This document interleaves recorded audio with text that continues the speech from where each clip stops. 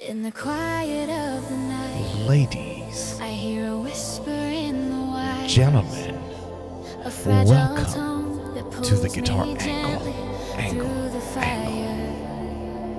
Every chord remembers you. Every chord remembers you. Every note becomes a name. Every note becomes your I'm name. reaching through the frequencies, And I'm reaching but nothing through the sounds frequencies the same. to reach to I you. feel the air around me tremble. Do you feel it? Do you feel it in your heart? The athleticism, the electric guitar, the amp on stage catching fire, the lights, the crowd going wild. Ladies and gents, do you feel it? Or do you go through life not knowing why? But if you do, if you're one of the select few who knows, then I need you to buckle up, because we're about to begin the most athletic stream ever. And with that said, start the clock.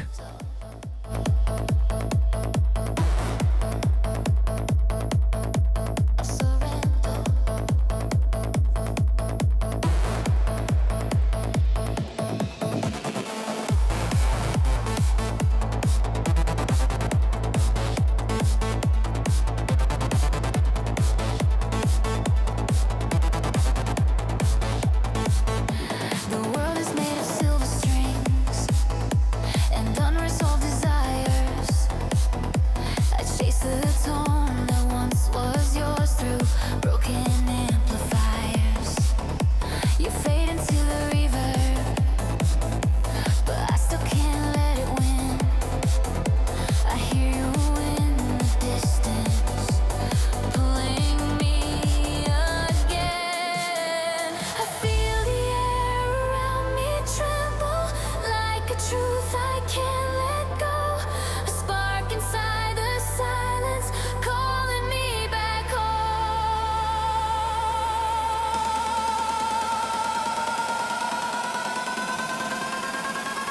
I'm falling through the echoes where the shadows start to glow. And every sound you leave behind is the one I can't outgrow. Oh, Mr. Sorenzo,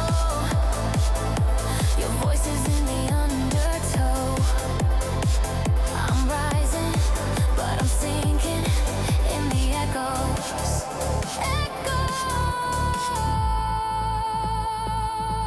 Echoes of Sorenzo.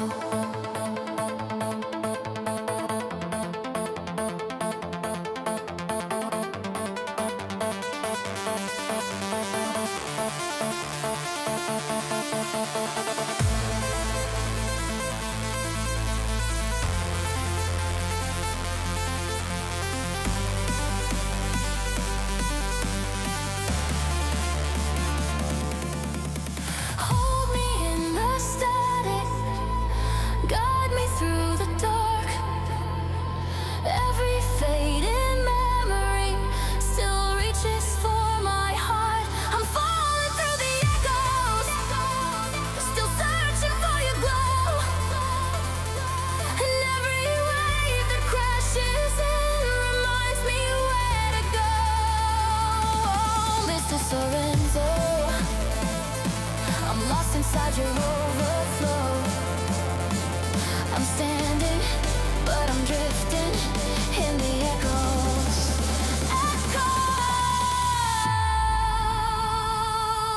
Echoes of Sorenzo.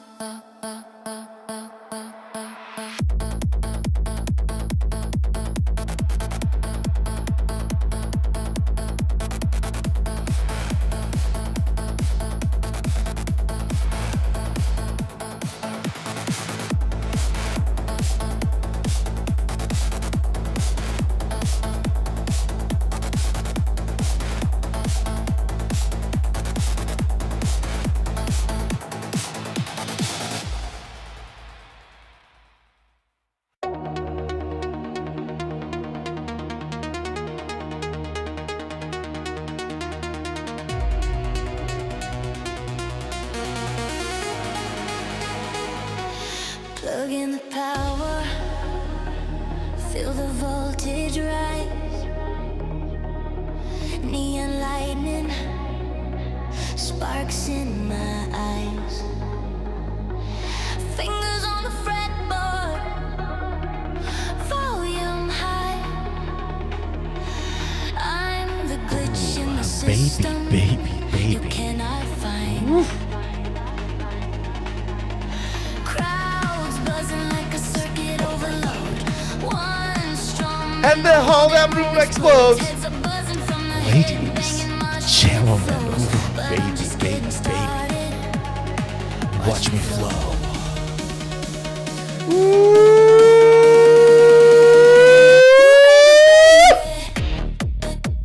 Ladies, ooh, baby. Oh my! Ladies, gentlemen, welcome to the Guitar Angle. I am your host with the most, Mr. Sorenzo. Ladies, gents, happy Easter. Ladies and gentlemen, he is risen. And we, to celebrate, to honor Easter, the renewal, the grant of life, the gift of life, have reshaped everything in our stream. Everything in our stream has been reshaped now. So as you can see it right now on this page. Happy Easter, ladies and gents. We've got a kick-ass stream for you today. We do. Because first, we're going to talk about a very special Ibanez guitar. I'm not even going to say the model. It's a very special guitar. I saw it yesterday and my mind was blown up. We're going to talk about that. We're going to talk about the weirdest project I've seen Gibson ever does. It's a weird project. Did not see Gibson doing that. We're going to talk about that next. We're going to talk about one of my favorite traditional guitars in thin lines. And I'm like, oh my lord, this is new. We're going to talk about that. I'll tell you guys a funny story about an Amazon order chaos that I went through, and there was a few lessons for you in it if you're ordering something online these days, guitar related. We're going to talk about that and a few more things on this stream. Zuhair, how are you, buddy? Zuhair says, what does Zuhair say? Zuhair says, hey, I sent you an IG message about if you're doing a live today. You didn't see it yet? I replied to it. You know who didn't see it? You didn't see it yet. I replied to it. I did. I replied to your message. Guess which one of us hasn't seen it yet? This is all about competition, Zuhair. It's all about me against the world, okay? This is all about you and I staring at each other in the eye, and whoever blinks first loses. That's what it's all about. You haven't seen it yet. Oof, baby. I am in the Easter mood today. Stop the music. All right, I'm already fired up. Stop it. Stop the music. We've already fired up here. Like, how much more do you want? So tell me, do you guys like the new overlays and the new elements? By the way, you guys, there's some funny things you guys can try in the chat today if you want to. So we have a whole bunch of commands now in our chat. We have a whole bunch of new things coming in that are still haven't been finalized yet. Again, bunch of classical guitar players have been jeopardizing our internet over the past 2-3 days, and my internet just got sorted out. That's why we're live now. A little late, admittedly, unfortunately. But yeah, we're ready to go, man. So let's try these. Let's try these new things. Hold on a second. Let me try this. Zuhair Zuhair says, you replied a moment ago, so I won't be able to blame you, you clever boy. Yeah, see that this is how you do it. This is how you literally do it. I can see it now. Oh, that's good. Doroteo, how are ya? Doroteo says Sunday stream. Yes, sir. Yes, sir. Happy Easter, my friend. From, you know what, man? I was thinking like maybe we should. It's best for us to start the stream today this way. and I made a post about it today too, on all the socials, you know. But I think this is like, in this Easter, man, like I was thinking like, what is it that I'm grateful for? And I'm like, look, man, I'm like, just to celebrate the incredible gift of human creativity. Like the fact that you and I can just sit in our rooms, come up with stuff, play stuff, and go to a different world. It's magical. And you get the masterpiece of wood and wire, the electric guitar. It becomes a source of your power. So I'm just grateful today for that ingenuity, human ingenuity, that turns timber into music, and it just keeps us creating. So I hope you guys, your hearts, be filled with rich resonances of love, joy, thankfulness, music. And I hope you guys have a joy of learning a new song today. Just happy Easter, everybody. Love you guys to no end. Happy Easter. Yeah. So I just wanted to say that, I think, before we even start, because I think it means a lot to me. But anyways, Doroteo says, I missed yesterday. We missed you yesterday, man. We missed you yesterday. Yesterday was a slightly shorter stream. How long ago did you start the stream? I just started. We just started the stream, Doroteo. Yeah.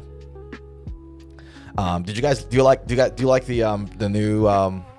new decoration of our $50 billion stream studio? Zuhair says, remember you said you'd hold me to something since last Saturday. I did. Did you play every day? Oof, I like it. I've been playing more guitar. I like it. Firm handshakes. We like that. We like that a lot. Good on you, man. Good on you. I held you to it, and you crossed the line. Crossed the line with gold medal. We like it. Doroteo says, cool layout, 50 million. Wow. This is the expense of live streaming, Doroteo. $50 million new studio, all virtual. And it's all like high end, as you guys can see. In fact, if you have a look up there, you can see the details of my other socials too. On YouTube, it's Mr. Sorenzo. On Instagram, it's Mr. Sorenzo. Guess what it is on Facebook? It's Mr. Sorenzo, but without the dot, because Facebook can't handle it. So we've got it all covered here. New subscriptions, new donations, all of it has its own notification. We have new commands now in chat, by the way. Let me show you something fun. Who wants to see something fun? Let me go to my chat. I'll show you guys something athletic. Where's the chat? Does this work now? I wonder. Hold on. So I'm going to go ! commands. Does it work? God damn it. It doesn't work. It flopped. And I tested it yesterday too. What about 8-ball? Let's see if 8-ball works. Ah, damn it. None of the commands are working. Why? Why? Let me double check. Hold on a second. Why is this doing this to me? We had all of it. Like I had an 8-ball command for you guys that every time you type ! 8-ball, it gives you like an 8-ball. You know when you shake the 8-ball and you look into it? It gives you one of those. And I was so proud of it too. What happened to my chat commands? Why aren't we getting the commands right now? Oh my. That's depressing. Okay, I'm going to have to work on it. All right, we tried it. Next stream, guys. Next stream, I'm going to make sure, I promise you we're going to set up the commands and everything else. So that when you guys do an 8-ball command, you guys go athletic. Okay? All righto. Shall we start our first item on the docket?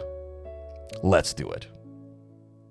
Let's do our first item on the docket. Man, I got to tell you guys, this guitar is really special. I really dig this guitar. So let's talk about it. And let me just like squeeze this a little and then bring it a little there. That's better. Okay. So this way you guys can see our chats too. If you want me to remove this and it's too distracting, let me know. And that's all very good. Okay. Magnus, by the way, Magnus from Twitch says, hi, don't even know you or watched you before. You're full of freaking energy and good vibes. You just gave off insane positive vibes, which generally gave me a reason to be happy today. We like that, Magnus. Magnus, happy Easter, my friend.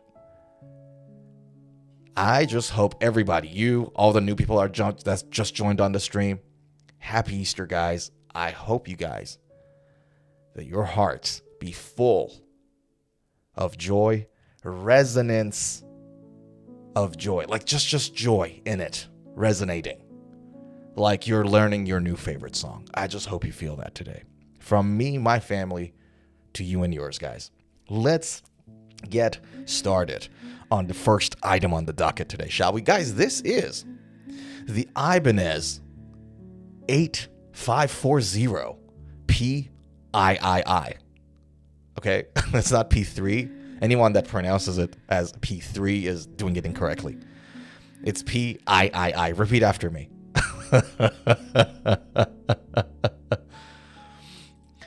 So, this guitar, we talked about a new shape that Ibanez did, I think mid-late last year. This was the new shape, and we're going back to the 80s, aren't we?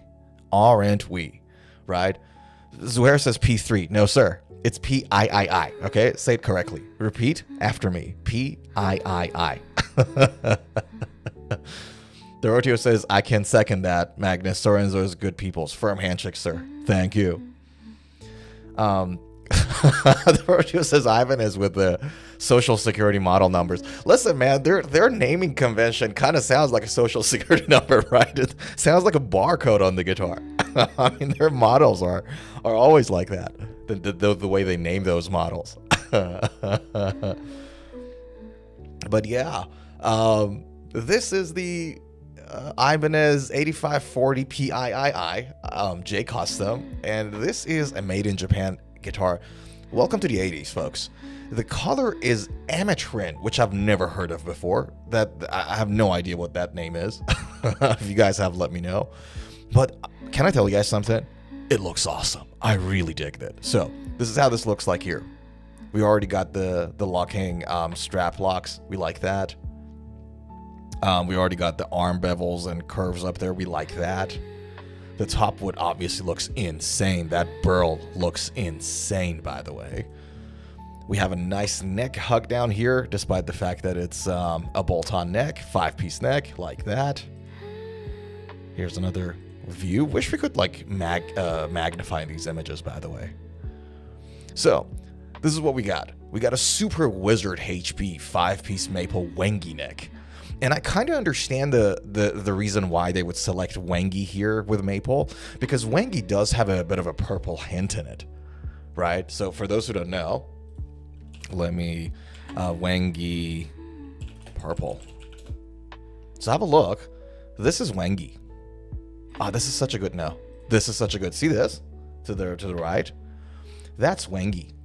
Let me maybe remove this for a second. Right? This purple thingy, and this is like sort of a dark variation of it. So whenever you have a guitar that hints of purple, Wengi is a great choice of wood. It's a hard wood, by the way, so it's a wood that is really suitable to be used on a neck, but also on a fretboard because it's a very hard wood. Wengi, maple, ebony, rosewood, all of these woods, because they're hard woods, they're suitable to put on the fretboard because more often than not, your fretboard doesn't have any finish on it, right? So the wood is in direct contact with the outside world, moisture, everything else. So you can only put a hardwood in there. This is just one of the reasons. The other reason is you want a stable neck, don't want it to move around too much and all that. So when you have a guitar purple, or as they call it, ametrin, on the Ibanez website here, see that? Ametrin. Wengi makes perfect sense. Yeah. Zuhair says, nice color, but hard and heavy too. I don't know the weight comparison between Wengi and, say, maple. Maybe we could ask it. Let's ask AI. Compare the weight of Wengi ebony, maple, and rosewood guitar woods. Let's see what it says. I don't know about the ebony is significantly heaviest, not surprised. Hard maple is the lightest in the group. Okay. So ebony, then wangi, then Indian rosewood, then maple. Now we know. Yeah. Ebony, I knew ebony is the heaviest. And I know it not from guitars actually. Like a long time ago, I was trying to figure out why is it that ebony is used so widely in guitars and violins and basses and cellos and all that. It's all ebony on the fretboard, and I was like, why is it that ebony is so commonly used? And it's the heaviest and the hardest of all. So we knew that. But there we go. Now we know. Now we know. So here we are, Super Wizard 5-piece maple wangi neck, a burl maple top, 4 millimeters, so that's all right. African mahogany body, okay. Rosewood fretboard, Tree of Life inlay. Imagine if this fretboard was wangi and not rosewood. Ooh, baby, baby. Imagine if this was like had a hint of purple on it. Oof, oof, oof. We would have loved that. Okay, so where are we? Rosewood fretboard, Tree of Life inlay, obviously. I mean, the Tree of Life, right? You want that on your Ibanez. And then, what do we have? Jumbo frets with a J Custom fret edge treatment. So that's the Japanese custom shop fret edge treatment. Let me see if I can zoom in for you guys a little so you see it. But they're really neat. If you haven't seen it before, I'll actually Google for you guys to see. Google Ibanez guitars. It's like a beautiful, nice and rounding. Oh, there we go. That's a good one. Look at that. So that's that treatment. Yeah, like nice and away, from your guitar edges, but not too much so that you can't, so that your E string, for example, falls off the fret. Right, so there's a nice middle ground that you have to do it. It's not like you can bring it all the way in, because if you cut this all the way in here, then it's going to impact, your E strings, and you don't want that, right? So there we go. And then your edge bridge, which I have no idea what it is, to be completely honest with you guys. I'm like Floyd 1000. Looks like a gold Floyd 1000 to me. But fine. DiMarzio Air Norton single coil neck pickup. This SH that it's talking about, right, is because this is actually a stacked humbucker, not a single coil, in all likelihood. Right? So a stacked humbucker is 2 single coils on top of each other. The top one is responsible to pick up the signal. The bottom one is responsible to cancel the hum, the 60 cycle hum. Right? But because the top one is a single coil that picks up the main signal, the signal range, the range of electromagnetic field that it picks up is much narrower than a humbucker. So you got a stacked single coil that sounds like it. In a lot of ways, it's like slightly brighter than a mini humbucker. Think of a mini humbucker that sounds brighter a little. That's a stacked humbucker. So you get the brightness without the noise. That's the kind of idea. DiMarzio, the tone zone in the bridge is our Passive El Nico pickup in the bridge. Comes in standard tuning. The Dario EXL 120s, 942 string gauge, thank God, finally.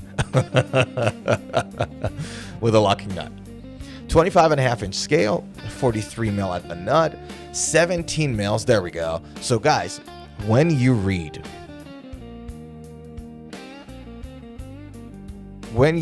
Super Wizard HP on an Ibanez neck, think 17 on the first and 19 mils on the 12th fret.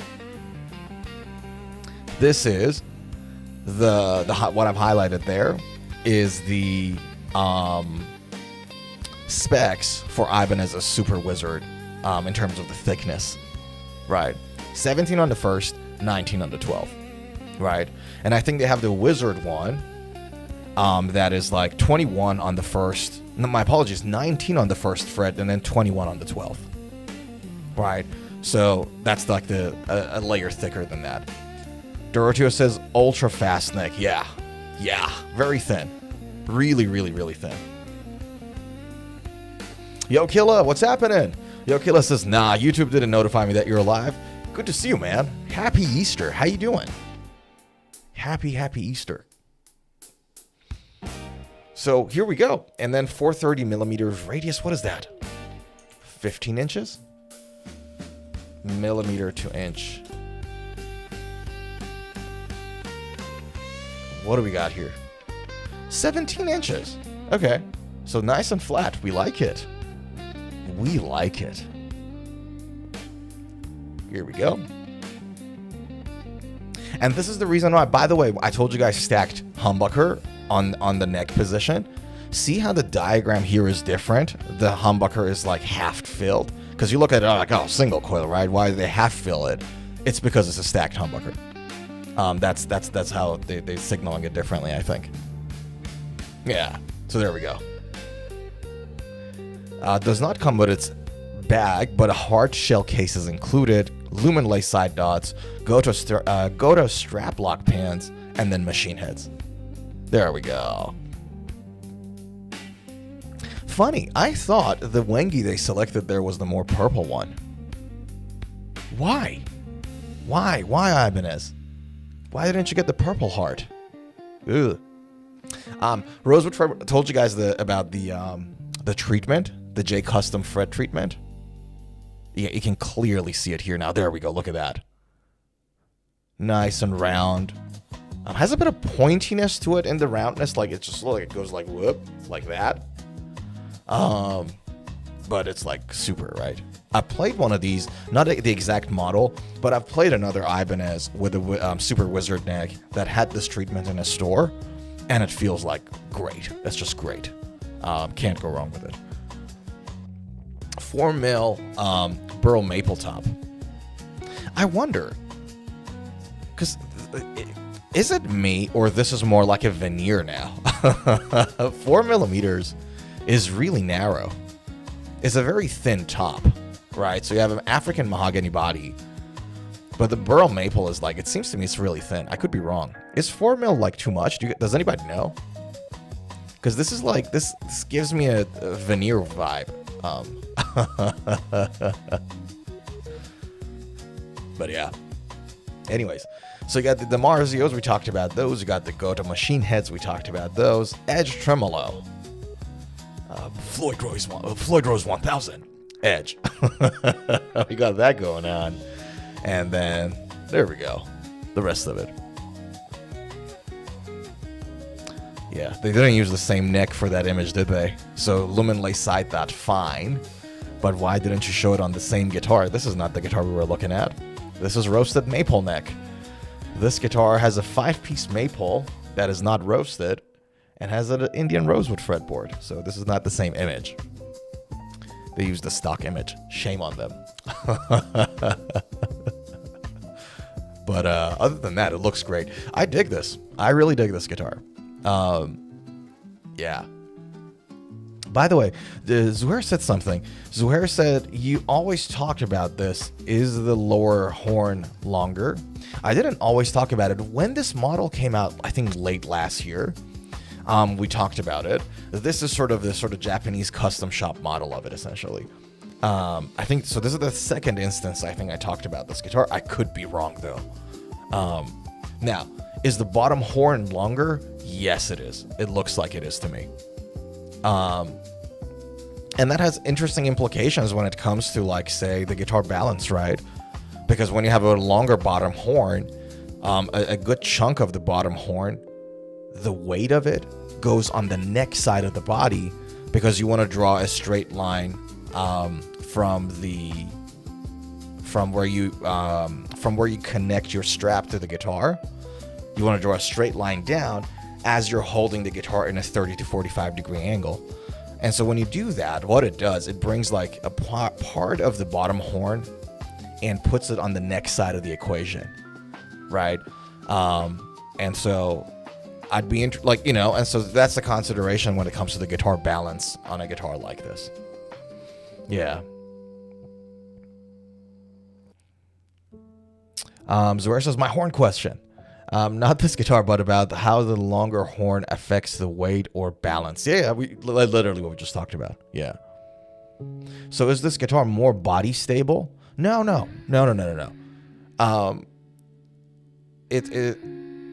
You have to understand, you have to keep in mind that it's not just one factor, right?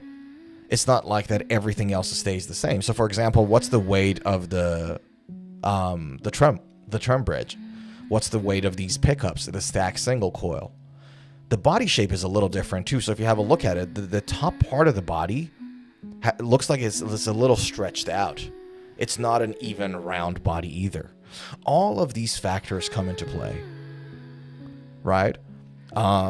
Yes, if you got a super strat and you didn't change anything else, and then you expanded that bottom horn, that guitar would probably be more neck heavy than before. That is true, right?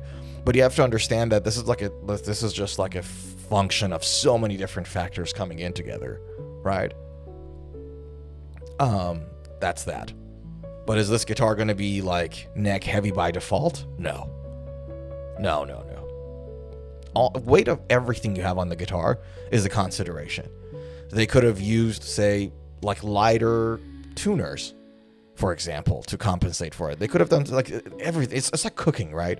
It's like you can just change and adjust little ingredients here and there. And if the brand of whatever thing you're using changes, you buy a new product, you adjust on the other thing so that the outcome is still delicious food. And I'm craving pasta today, by the way. Yeah. Hopefully that made sense. So that's it, man. That's the new guitar I saw yesterday, and I'm like, oh god, this is good. We like it. We like it very much. So here we go. Man, I wanted to tell you guys a funny story that happened. So I did a purchase of a few guitar related stuff on Amazon. And it's a funny story, man, because like the whole war situation in the Middle East came into play. Amazon stuff came into play. Do you guys want to hear a fun story? It happened this is a story that happened from like about 2 weeks ago, or maybe less, about a week ago. I'll tell you the story. So let me bring up the thing. It's a funny story. So I ordered a fret leveling beam from Amazon. A fret leveling beam. Essentially, it's a beam that you use to level your frets. Because so far, I've been using my radius gauge to my radius block rather. Sorry, I've been using my radius block to level my fretboard and to level my frets. But the radius block is not a good tool. Let me show you guys. Let me show it to you guys. And you guys probably have seen it when we were doing the refret on that Les Paul. So here we go. This is where I have all of my blocks. Here we go. So this is after I remove the sandpaper and not wash my hands and touch the keyboard and everything. This is a radius block. And this is a 12-inch radius block. So essentially, after you remove your frets, right, one of the things you want to do is to do that on your guitar neck, and it makes sure that your guitar is, back to 12 inches in radius in terms of roundness, the fretboard, right? Now, you can either change the current radius of your guitar to 12, or you can just do a little bit just to make sure that you clean it up and you just make it nice and even, because over time, things change on a guitar, right? So far I've been using it to, round my fretboard, my fretboard, so sort the fretboard out, but also my frets themselves.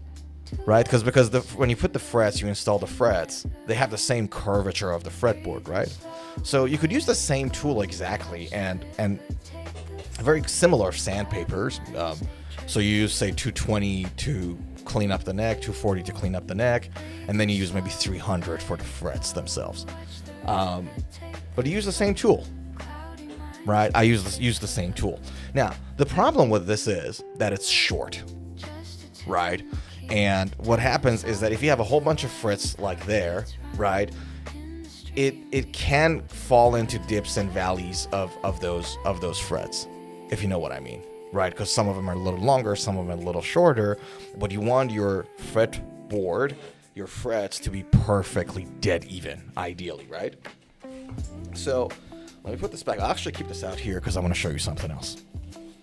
I'll actually keep these two out here. So that was the issue. So now this is a short beam. This is a very short aluminum beam, right? I bought a longer one that is as long as my fretboard, essentially. So it's like this long. And you put it on top of your frets, and then you even everything out. And because it's long, it doesn't fall into the dips and valleys of those frets, and therefore it does a much better job in leveling your fretboard. Does that make sense? So this is what we've done. Now, Dorotio says, Music Nomad or StuMac. I was close to buy the Music Nomad one. There was another brand, I'll tell you what the brand is, and it's an American brand if I'm not mistaken, that had equally as good reviews on Amazon. So I bought that one. I'll tell you exactly what it is, the brand of it. I forgot the brand. Look, the thing was that there was a big price difference between them. Because StuMac and Music Nomad, they really, really put a nice price tag on their products because of the brand name. This one is called Frautron. I'll put it in the chat for you. Frautron. Now, I'm not recommending it, clearly, right? So this is not a recommendation. I'm just telling you what I've bought, and it hasn't arrived yet. Okay? So I don't know if it's any good or not, but it was a lot cheaper than the StuMac one. So like percentage-wise, it only makes sense to get this given the fact that the reviews were equally as good. Same number, equally as good. So I bought that one. Anyways, so I ordered that leveling beam on March 30th, right? I ordered that on March 30th. So, fantastic. It went from Tampa, Florida, because it was in America, right? So it has to come all the way to Australia. So it went from Tampa, Florida, all the way to Louisville in Kentucky, I think, and then Honolulu, Hawaii, and then it came to Melbourne. It arrived in Melbourne a few days ago. So, supposedly, according to Amazon updates. Anyways, so I'm like, all right, fantastic. On April 2nd, I get this notification that, all right, it's going to arrive. So that's like 2 days ago, right? 3 days ago. No, it wasn't April 2nd. Sorry, it was earlier. I think it was on Thursday last week. On Thursday last week, I got a notification that it's going to arrive today. We were happy about it, right? We're like, all right, fantastic. I got the Easter to work on the frets, and that's great. Didn't happen. Now, yesterday, I ordered a bunch of stuff from Amazon. So I'll show you guys. I ordered this double-sided tape for my luthier equipment.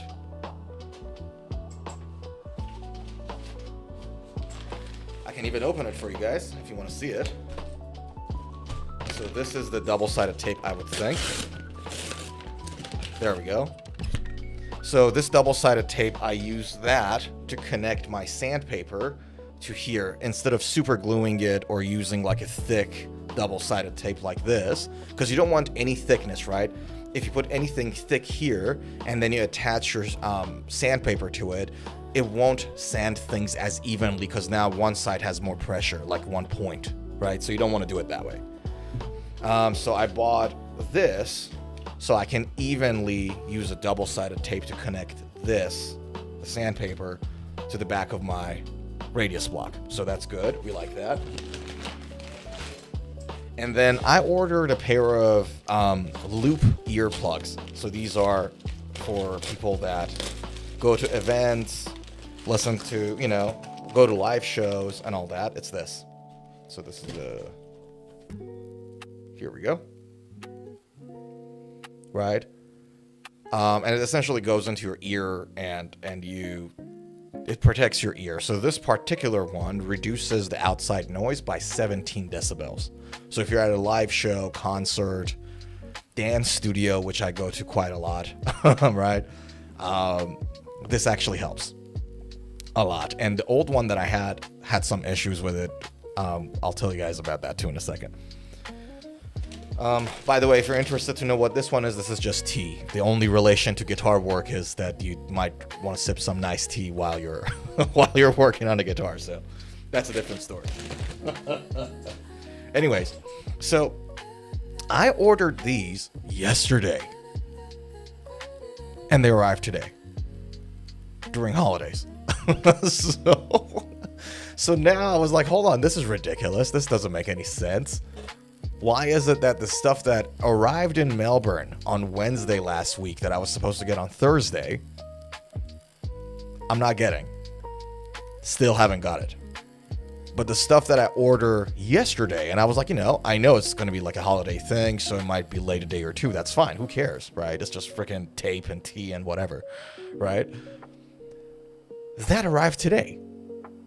So I gave Amazon a call. I'm like, hey guys, look, I told them, I'm like, listen, man, I'm not trying to push you to, all right, like, I'm not going to, like, where's your manager? Like, I want to talk to the manager, I'm a Karen. I want to talk to a manager. Like, I paid for my parcel. It didn't arrive. It wasn't that kind of conversation, right? It was like, hey, look, no stress. I'm not in anything urgent. Nothing urgent is going on, right? Dorsio says, bruh. Right? Nothing urgent is going on, right? But just help me understand, why is it that when I order something that it says it hit Melbourne like on Wednesday, I don't get it on Sunday, by Sunday. But the stuff that I order on Saturday, I get it on Easter Sunday. What is going on here? Like, tell me, help me understand. So anyway, so the guy does his investigation and says something really interesting. He's like, listen, the first one, the thing that you haven't got, the leveling beam that you haven't received yet, it's an international freight, right? So it's coming from the US. By the way, you know who delivers it? UPS. And UPS is actually active and operating in Australia too. So UPS will be delivering that to me. Funny enough. For those who don't know, by the way, guys, UPS is United States Postal Service. So the UPS will be delivering that. Now the thing is, this is what he said, which I was like, all right, this is interesting. They don't tell you these stuff. Amazon doesn't tell you this, but he told me that. He was like, look, because of the war in the Middle East, anything that has to go across the world and fly over that region, anything around in Asia, anything that from the left side of the map has to go to the right side of the map. And that region is somewhere in the middle of it, right? Anything like that, Amazon's system automatically updates it as, this is the timeline and this is where it is. But it could be the case that your parcel is still in the United States. It still hasn't left the country because of the stuff that is happening in the region. Right? And I was like, oh, this is interesting, because it's like the system's automatically updated. So a lot of it is automated, some of it is not. But it could be the case that your parcel is in the air right now and hasn't arrived yet. And so, but they mark it like that. However, he said something fun too. He's like, look, if you haven't received your parcel by April 13th, so that's about a week from now, you will still get your product. So we're not going to cancel that order. It's just going to come late, but you get a full refund for the product that you paid for. And now I'm hoping that it doesn't arrive on time. So I get the money back and I use that money and buy the StewMac one as well, so I can try and test them out and compare them. So this is what it is. This is where it stands right now. And I told him, I'm like, look, by the way, dude, I literally told him on the call, I'm like, look, I'm not about to free ride or whatever. Like, I paid for it. That's fine. If it's late a few days, I don't care. I just need to understand why this is happening. Because supposedly, if that product is also in the same Amazon warehouse, right, then you should be able to bring everything to me today. So what's going on? I was just trying to understand what's going on. But yeah.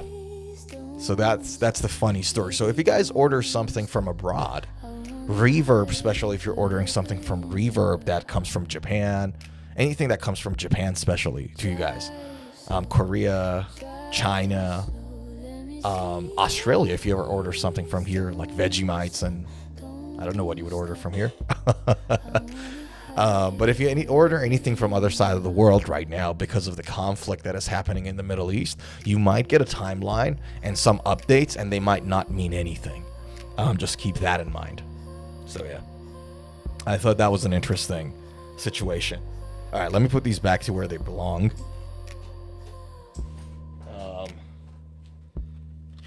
Funny thing is, when you start buying guitars, you get the addiction and you get guitar acquisition syndrome.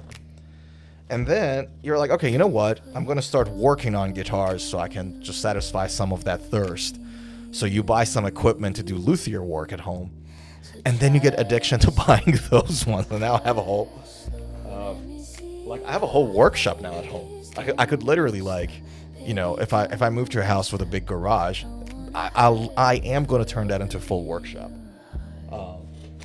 and start getting clients for guitars, like guitar fixes and setups and all that. Here we go. So that is the funny story about Amazon, by the way. Yeah. Dorothy says Rocktron. No, Fratron. I think I put it in the chat. Yeah. Zuhair says, Amazon packages. I get those too. Yeah. You guys should be able to find this on Amazon, because this came from the US. So Fratron, you should be able to find it. Like when I had to look at it, so I bought the 16-inch fret leveling beam, right? It had 4.8 stars of 5 with 62 reviews put in there.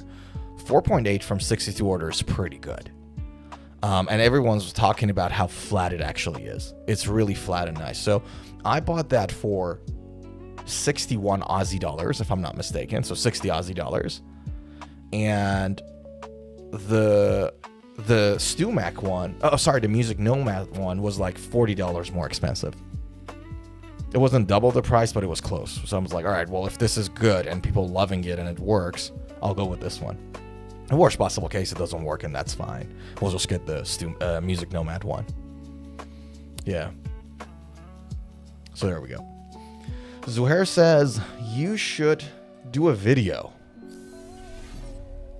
You should do a video about important guitar equipment tools we should all have as guitar players. That's such a good idea. Let me put it in my ideas at page. New vid, important equipment we should have as guitar players. That's such a good idea, man. Thanks. I'll see if I can develop something off of that. Thing is, and like all the fret leveling and everything that I've done on the streams right now. The thing about it is that I'm not a professional master luthier that I have my own thing. Like, it's not what I do 24/7, but I'm a firm believer that as guitar players, we should be able to do basic band-aid on the guitars. Do your band-aid. And then if you have to take your guitar to the ER, to a luthier or to a tech, that's completely fine. They're great people, a lot of them. You can find really good people in that space and take it to them, and they'll look after you. But if you can do your band-aid at home, I think it's a great idea, because it gives you an appreciation. Like, I started to have a completely different view about fretworks and how I want the frets on my guitars to be when I buy a new guitar after I did my fretwork jobs. Like, after I did my third fretwork, that's when I knew. I'm like, oh, okay. I understand it now. Like, I get like what makes a good fretwork, and now I get what I'm looking for in a guitar. Yeah. Zuhair says, you're welcome. Dorothea says, good idea, Zuhair. Yeah. No, really good idea, dude. I'll be sure to make it. Do you guys think that is it important for a hobbyist to know how to do their setups? Let's do a poll. You know what? Let's do a poll in the chat. So I'm gonna go start a poll. Let's see. Important to know how to set up guitar for hobbyists. Yes and no. Start a poll. Okay, so here we go. The poll is on, ladies and gents.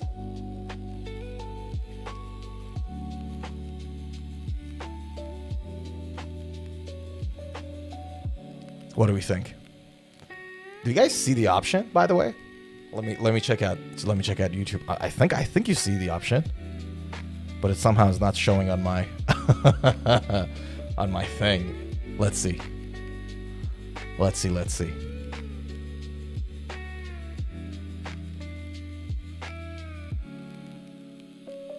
All right, let's have a look. I only see yes. I don't know why. Do you guys see yes and no? I would hope so. Why do I only see yes here? It should have yes and no. It's a democracy. So is it important? Is it important? We have 3 votes so far. Let's see.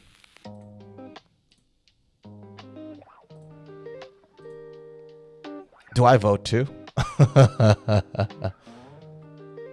Yeah, Dorothy says yes, sir.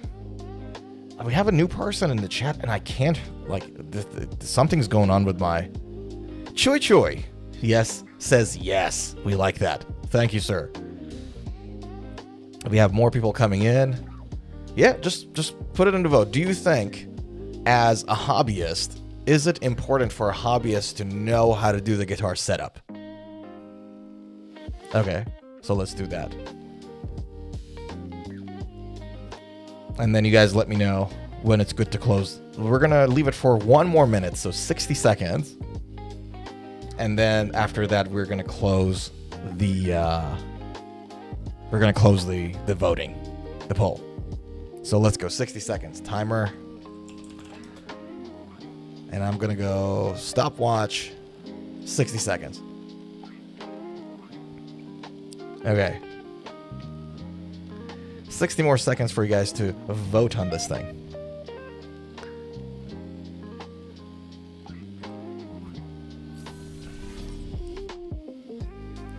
So please, if you're watching and you're too shy to put something in the chat, that's fine. Please contribute to the poll.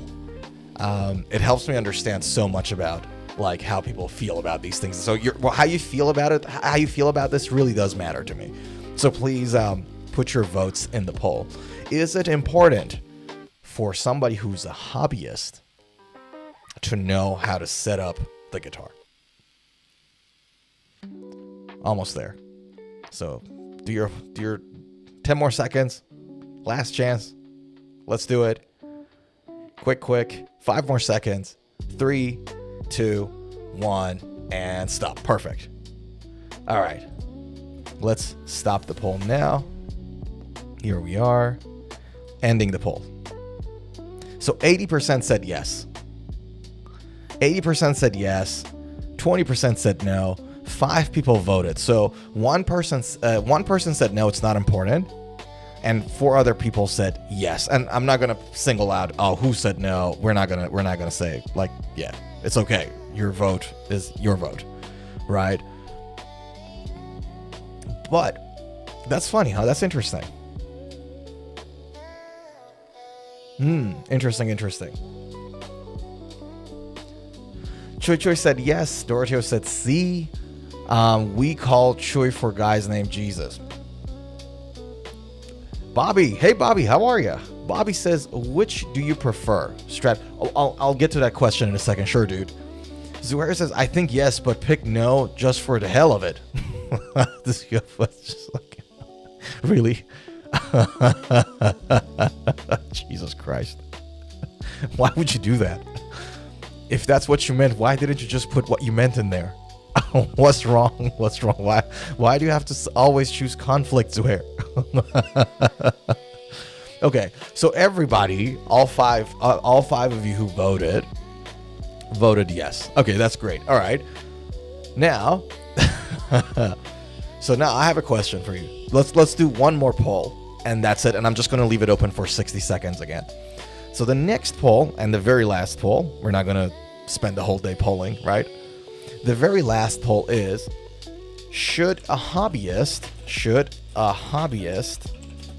know how to refret a guitar?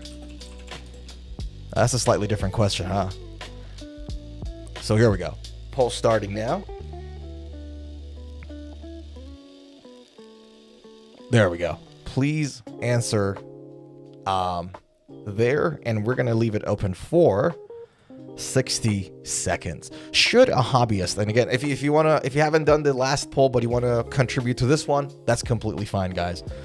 The more the merrier. So here we go. 60 seconds. Please enter your votes. Please press those buttons. Should a hobbyist know how to refret a guitar? Should a hobbyist know how to refret a guitar? 50 seconds left.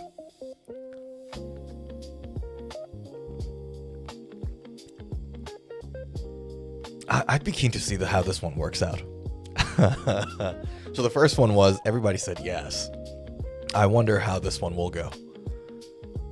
It'll be interesting. All right. 37 seconds. 40 seconds. 20 seconds left, guys. Please, please, please, if you're watching, engage in the poll. It's not a chat. No one will know what you voted on unless you're Zuhair, that you just mess things up and then talk about it, brag about it. What a destructive force of nature you are. 1 minute. That's it. All right, let's close the votes. Let's close the poll. Here we go. End the poll. Let's see what the results are. So everybody said no. A hobbyist should not know how to do a guitar refret. Interesting.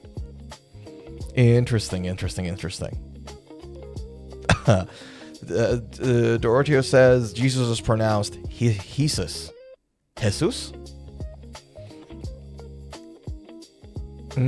Okay. Here we go. So what do we have here? Give me a second. What do we have here? So Bobby says, as a man, we need to know how to change a flat tire, check oil, check car fluid, check tire pressure. It's similar to guitar setup of a hobbyist. I like that.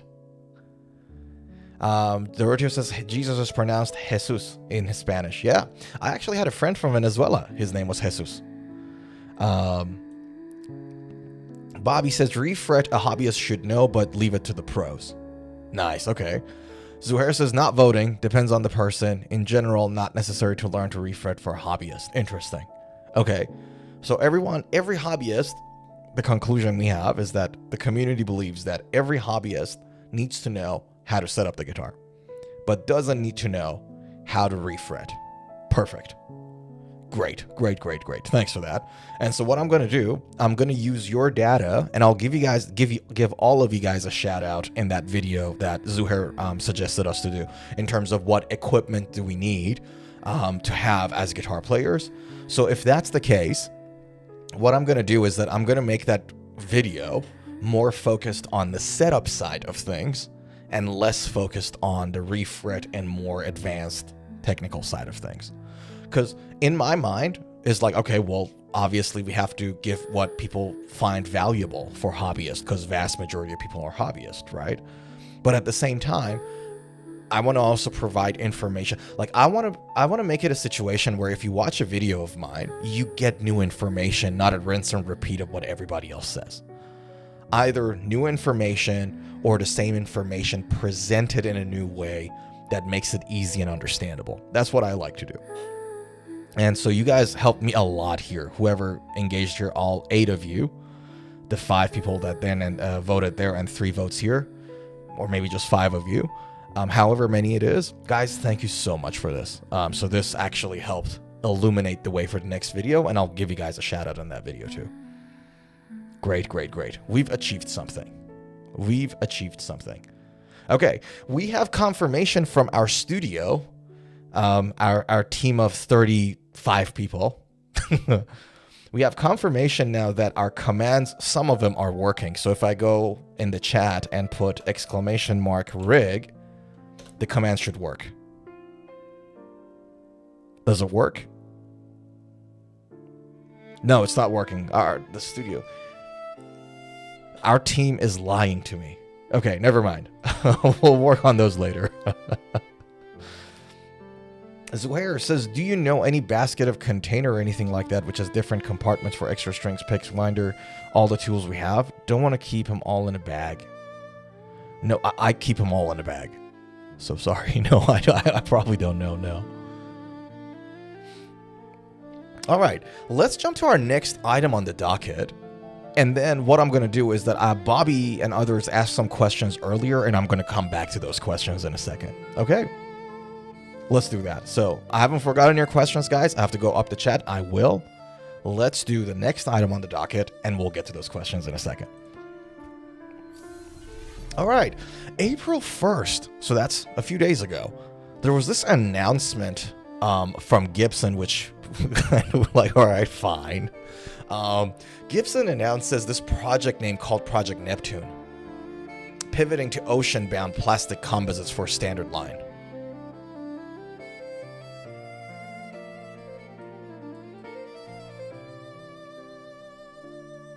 Okay, see what I'm doing here? All right. Gibson brand announces Project Neptune, a historic shift from traditional mahogany to hydrocore, a proprietary high-density composite made from recycled ocean plastic. So from now on, guys, Gibson will not do any mahogany or maple or anything. They're gonna go with hydrocore. Okay? And if you don't know if you don't know what hydrocore is, I think we're gonna have to work on. We're gonna have to take you guys to some HR training or something. Okay. From now on, no traditional mahogany. We're only going to be using hydrocore, a proprietary high-density composite made from recycled ocean plastic. Okay. It's a move that's sending shockwaves through the luthier community, and vintage purists like Gibson brands announced this morning the successful acquisition of Sentient Polymer Solutions, a leader in high-density recycled materials. Partnership marks the beginning of Project Neptune, a radical shift in guitar manufacturing that will see the iconic Les Paul and SG standard lines move away from mahogany in favor of hydrocore. The death of tonewood. For decades, the tonewood debate has centered on the resonance of old-growth mahogany and the sustain of rosewood. However, as cities regulation tighten and the global supply of premium resonant wood dwindles, Gibson's R&D team spent 3 years developing a molecularly superior alternative. You guys have to understand, this is ground-changing stuff. Now, does the headstock still break? Yes. the headstock of Project Neptune guitars still break.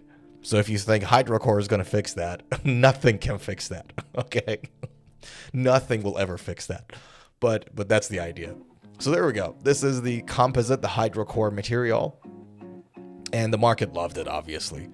And this was, so now, this was obviously an April Fool's joke, right? That article came out.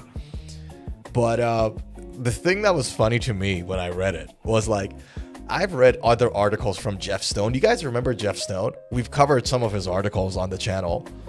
And for me, it's like the quality of what's in there, it's kind of the same like his serious articles. like every Jeff Stone article looks like an April Fool's article. So I thought, let's just quickly chuck in here. But yeah, so that was like the first short thing I wanted to have a quick look at. Secondly, by the way, Fender, interestingly, put up to 20% discount on the Easter sale that they're doing on their guitars. So I thought to quickly bring that up as well, as this was supposed to be the intermission to the next guitar. But I got the question, so I thought maybe quickly mention these and then I'll address the other questions. One fun thing I saw here in that list was this one. The 50s Ventra Nocaster. I thought I always wanted to play this guitar in a store, and I never got to. I've never had the chance to play this guitar in a store. If anybody has, let me know what your experience was. But the Ventra 250s Nocaster was one of the guitars that I still haven't had the chance to play. It looks really fun. It looks really fun. I dig the color of it too.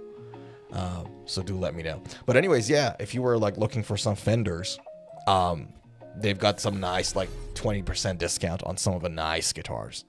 And 20% is a lot of dough. Like something you buy for $2,000, you can now buy for say $1,700. So that's that.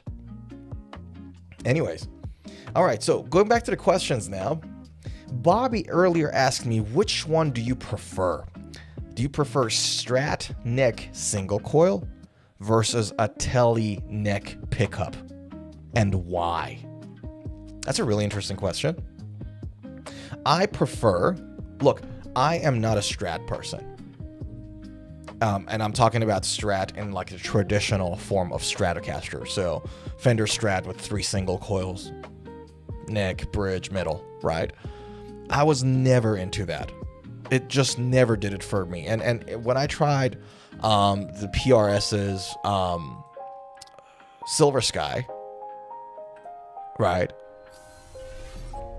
Even when I tried PRS's Silver Sky, this guitar is just not for me. For whatever reason it may be, it was just never for me. The sound of it wasn't something I enjoyed.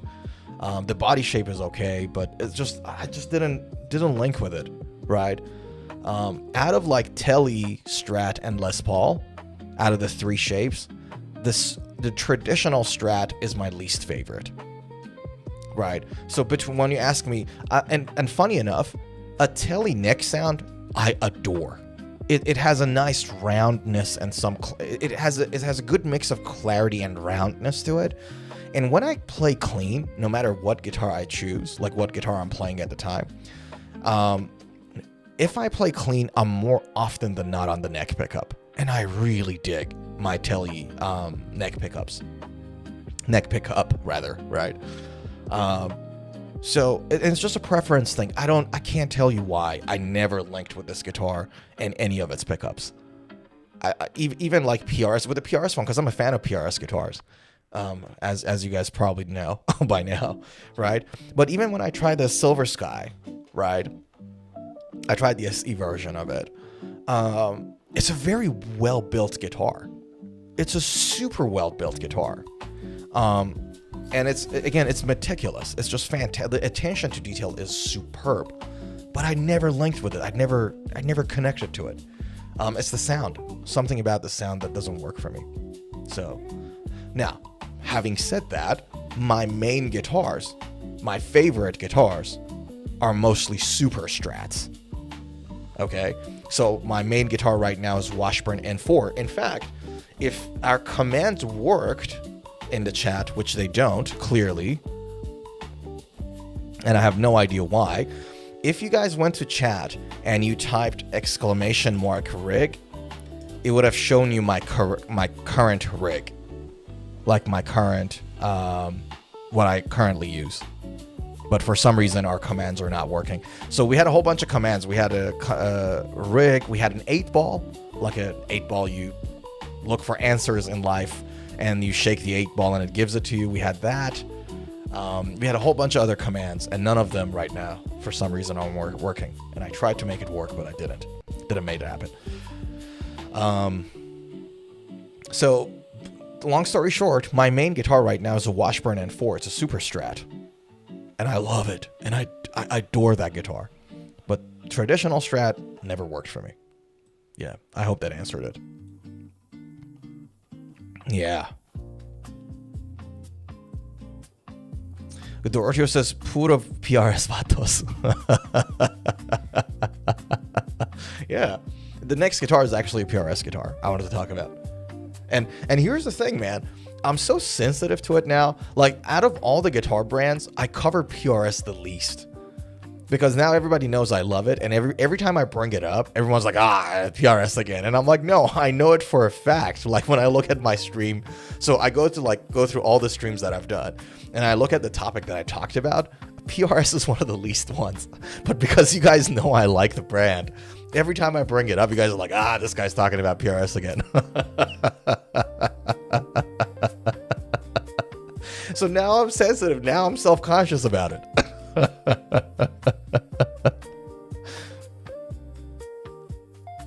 Bobby says a hobbyist should know how to level the frets and crown them. That's pretty easy to do, right? That's pretty easy to do. That's something you can do. And it fixes... can I add something to that? I love what you just said.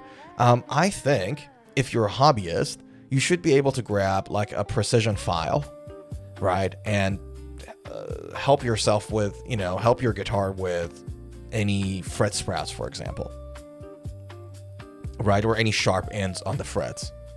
So for those who don't know, guys, fret sprout is when a tiny little bit of the end of your fret pops out of the wood of the guitar neck. And a lot of the times, it happens for a variety of reasons, but a lot of times, predominantly, it's because of the fact that your neck has shrunk a little, and so the middle bit pops out. And the neck shrinks because of humidity changes, temperature changes, change in the water component on that guitar, on the neck wood. Right? So there's going to be some sharp, pointy thing popping out when you touch the guitar neck, and you can just easily use a file and fix it. So I'll maybe add that to it too, if you travel with your guitar especially.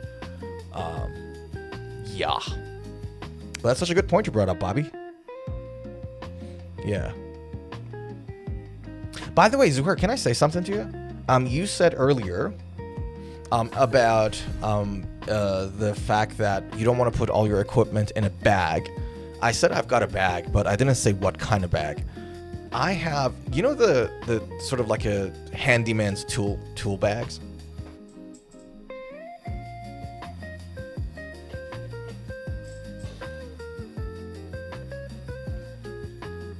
Right? I've put it in one of those, and it's very convenient. Like, my files are in one pocket, my screwdrivers are in another pocket, my gouges are in another pocket, Allen keys in another pocket. So it's really convenient. It's not a knapsack, you know what I mean? But it's very, very convenient, and it works really well for me. So if that's something you want to buy, yeah, it works for me fantastically. Yeah. Zuhair says, just came back. I have a washback, something like that, but not as big. Yeah, see if it works for you, dude. Okay, before we go to the next item, let me see if I missed a question from you guys, because I don't want to miss anything you guys put in the chat. I want to make sure I read it. What do we have here? Let's check out a chat room. Choi, we answered that. Zuhair, Doroteos, Bobby's. We talked about those, yes. No, I think we've covered it all. We've done a good job. We like it. We like making sure reading everything you guys post, because it matters. What do we got here? Bobby says, I don't like guitars with no fretboard markers. Those have fret markers on the edge of the fretboard, but I play Hendrix style, thumb over neck, so it blocks the markers on the top. Interesting. So you rely on the markers that are on the fretboard itself, not on the side, because you bring your thumb around. Interesting. Okay. Yeah, I use the thumb for like at rarely, but only like at specific times when I need to hold a certain chord. For example, when I'm playing some John Mayer stuff, then I bring the thumb around when I need to. But other than that, it's usually where probably everybody else, most people do it.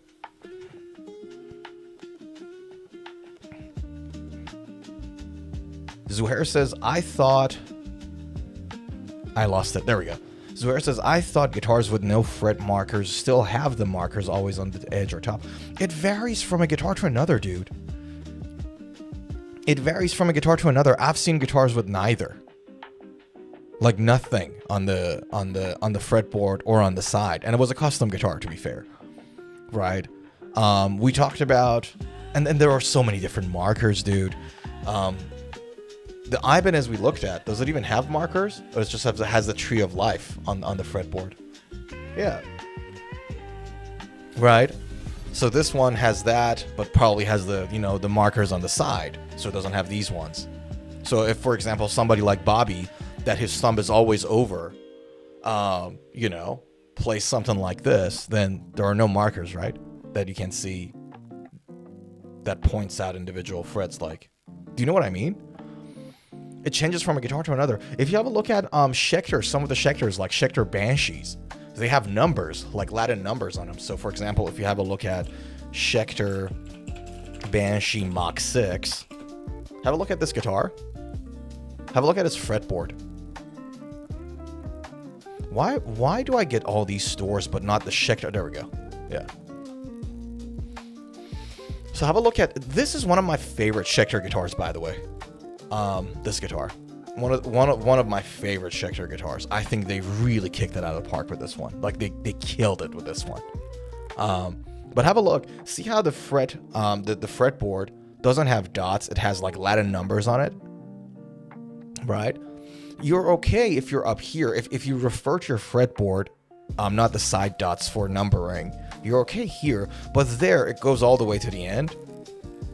So if you're holding your guitar really straight and it's not angled on your body when you're playing, these probably won't be as visible. I have a feeling, It just changes from a guitar to another is all I'm trying to say.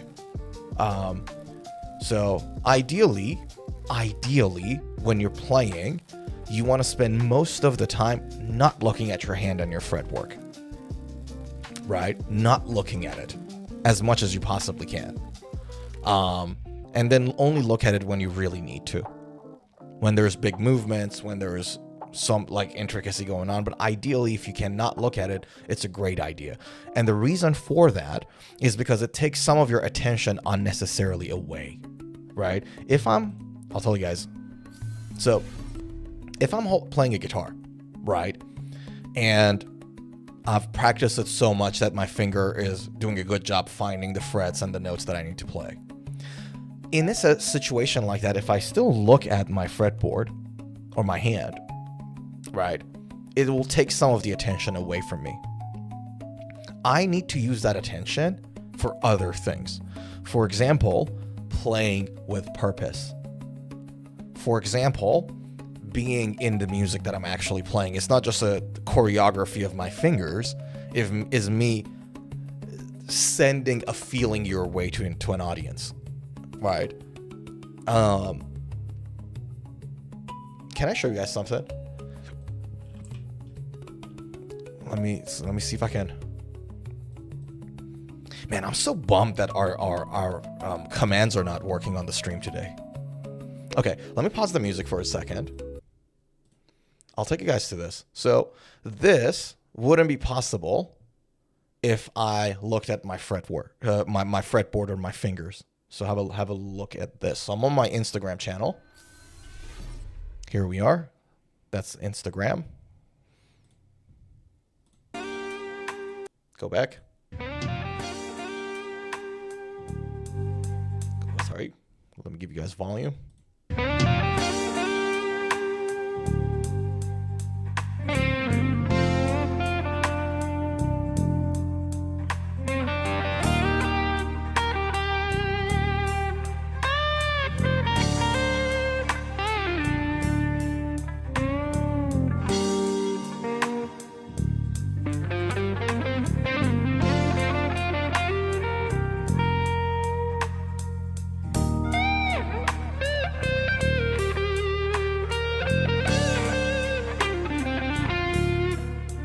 Right. So I wouldn't be able to, when I was playing, so this is a raw recording, by the way. So this was a raw recording of the song. I just cut the end and the beginning and I added the text to say, look, this is just raw recording. No edits, no post-prod, nothing. Just recorded video raw, cut it, post it there, right? When I played it, I was feeling that song. And this, by the way, this was a song that I did. This is my own, right? This is not something that, like I got from anywhere. It's just me sort of like figuring things out and then just going all, just being into it, right? In that video that I showed you guys, looked at the fretboard twice in 2 instances, right? I can tell you for a fact that for me, right, the experience of that song would have been completely different had I was here. But now I'm literally, as I'm playing, I'm listening to what I'm playing and I'm feeling what I'm playing. I genuinely was. So like the expressions might be ridiculous or a little weird to some people, and I made fun of people like Steve Vai on this very stream. Like Steve Vai, his guitar playing face is insane. Like, he's like, he has something special going on in him too. But he feels it. He feels what he's playing. And it was no different for me either. But the reason I could immerse myself in that, for the sake of me enjoying my own work, like getting lost in that world, but also for the audience, whoever watches that on Instagram or YouTube or anywhere, right? I was feeling it. And I wouldn't be able to take my focus on feeling the song, on getting the feeling across to you guys, had I was focused on something else. You can't focus on multiple things at the same time.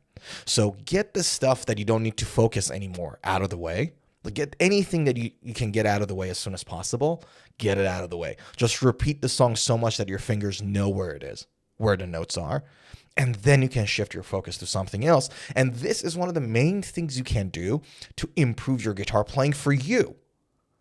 Don't look at those expressions and be like, oh, he did it for the cameras. I swear to God, I didn't do it for the cameras.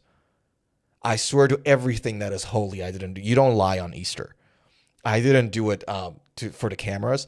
This is how I play when I'm lost in the music my own. Part of it is from my dance background, me being a dancer. So when I hear music, I'm physically engaged. To this day, I'm walking next to, say, a Mexican restaurant, and I hear some salsa, and I hear the drum going, brrrah, and I'm like, brrrah. To this day, habitually, right? So part of that is me being an ex-dancer, professional dancer, that I'm very physical with my playing. But I had so much fun doing it. So if you guys want to add that much fun and immersion in your own world to this, whatever song you're playing, just repeat it. It's just a matter of repetition. It's just numbers, counts. It's easy, right? Just repeat it so that your fingers never lose those notes again, and then just get lost in it. Like it's an insane feeling.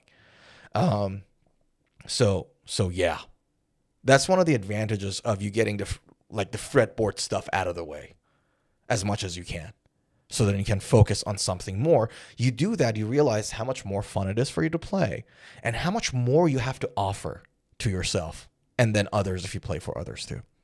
Yeah. You can't convey a feeling if you're focused on the technicality. If you're lost in the technicality, it's harder to convey a feeling. It's not impossible, but it's a lot harder. Yeah. Do you guys know Benjamin, good Lord. What was the guy in Boston Philharmonic? He has a Benjamin something. Hold on. Benjamin Zander? Was it Benjamin Zander? Benjamin Zander? Yes, it's Benjamin Zander. So he is the head of Boston Philharmonics. He's the head of Boston Philharmonics. He's a conductor. He used to be a professional cello player, and then he became a conductor. And he is one of the most interesting classical music educators that I know of. And he's really old now, which makes me sad. He's 87 years of age, and he still works. He still conducts and teaches. He's based in Boston. And one of the most important things I learned from his lectures, so he has online lectures that you can go and have a look. One of the most important things I learned from his lectures was that, look, music, your fingers' choreography, right, is the tool to get to the heart. It's not the heart itself, right? It's the road. The car still has to go through to get to the destination, right? So that was like one of the most important things I learned from Benjamin Zander's lectures. If you're interested, there's so much free stuff on YouTube and on his website too that you can have a look at. He's very interesting. He's a very interesting guy. Like his story of his father being in those Nazi camps, and his father, a fun story about him in the Nazi camps in World War II, because he's Jewish. In those camps, his father started to teach people in those camps, like teaching lessons. He was like a math teacher or something like that. And then at a very young age, he became he was like a teenager. He became an apprentice to a cello player, and then he became a professional cello player. His story is insane. Like his story is of a really troubled family because of World War II and Holocaust and horrible things that happened to Jewish people then, and how he just turned it into something just magnificent. Yeah, he's a very interesting guy. So check him out. Long story short, this was the lesson he taught me. One of the many things I learned from him was that, look, what you play, your instrument, the choreography of the fingers is a road to the heart. It's not the heart itself. You still have to try to connect. There is more to just playing the choreography well. Oh, God, I'm getting goosebumps. Such an important lesson. So, yeah, hopefully you guys learned something. Yeah. Zuhair says... Oh, no, we read that already. Bobby asks, your opinion of bright colored fretboard like maple versus darker colored fretboard like a rosewood. Is it harder to see and play on the darker stage? Does it matter? Okay, I don't have that much stage experience. I have a very little stage experience, to be fully honest with you. So, just as a caveat there. However, no, it makes no difference at all. It makes absolutely no difference. Some people say it does on a brighter fretwork and all that. To me, no. Because the thing is, before you get on a stage, you practice that song on the same guitar so much. Part of it is because you don't want to fuck up like on the stage. You don't want to be the guy that messes up in front of like 100 people watching you, right? In front of whoever's in the bar, whoever's in the hall that is watching you, right? You really don't want to mess up. And so if you have like a schedule already set for like a performance that you're going for, or if you're gigging and you know that the date is going to come soon, you're going to do everything in your power to make sure you're prepared. At least I hope people do too. I did. Just hours of practicing the same thing over and over again. Like, I'll be honest with you, most people underestimate what it takes when it comes to that kind of stuff, like how much practice it actually takes. Most people underestimate it. So on that same guitar, and I was like, I'm like, it has to be on the same guitar because different guitars are different. So on the same guitar, you play the same thing over and over and like hours, dude. And so because of that, you're so used to it now that the idea that, oh, I wish I had a brighter, like, you know, like a maple fretboard now, it doesn't even come to your mind. It's not even a consideration. It's you, your guitar, the crowd, and this is what you got. Make it happen. Do you know what I mean? So I wouldn't worry about it. Don't worry about it, Bobby. Find the guitar that works for you, right? Find the one that works for you, sits well with your body, you enjoy the experience of it, the tactile feeling of it, and the sound of it. Once you found it, just spend your time with it. Zuhair says, darn, I look at the fretboard usually. Well, there we go, that's a start. What do these commands do anyways? Okay, so the commands give you responses. Like, for example, if you put !rig, it tells you what my current rig is. The chatbot would come in and put something in the chat. Or if you put !8ball, it will give you an 8-ball. It will give you a random quote. So if you have a question in your heart that you need a sign from the universe, like an 8-ball, you shake it, you look into it. It does that. We had other commands. We had a whole bunch of commands. And none of them seem to be working for some reason. Yeah. Zuhair says, your expressions seem a bit artificial to me. That's fair enough. That's a fair statement, dude. That's your opinion. I can tell you for a fact they were not. And like I said, part of it maybe is because of me being an ex-dancer, that I'm so physical with what I do.